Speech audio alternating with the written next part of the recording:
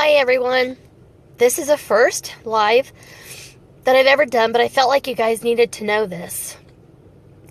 In case you're wondering, or maybe today you're doubting about God's still small voice, I want you to know that He is alive, and He is well, and He is willing and able to speak to your hearts today.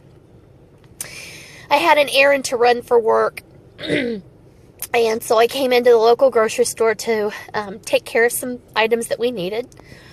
And as I entered the doorway there at the grocery store, I noticed a homeless man sitting on the bench, obviously trying to get warm and stay out of this cold. I didn't speak. I just went on in. And as soon as I walked through the second door, I heard the voice of Jesus say, "He loves bananas." Okay. So I went over to produce and I picked up a bunch of bananas, and I felt like he needs protein.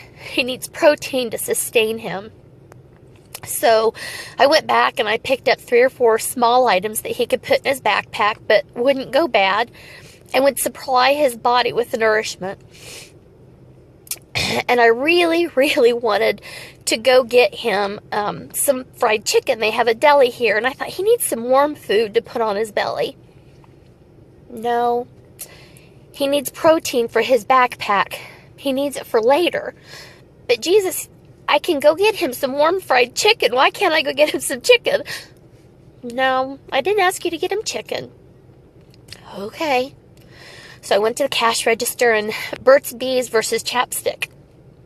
He's outside in the cold. His lips are going to get chapped this winter. What would you buy? So I bought him some Burt's Bees and put in my cart. I really wish you'd let me get the fried chicken. So I paid for my items and separated my items from his items into the bag and came out the doorway, and there he still sat. I said, "Are you trying to get warm, buddy, and staying out of the cold?" "Yes, ma'am." I said, "Well, here's you just a few items." I said, "Merry Christmas. God bless."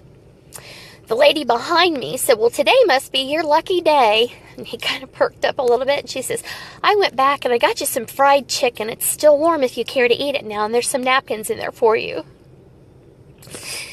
If you will just listen and trust that still small voice.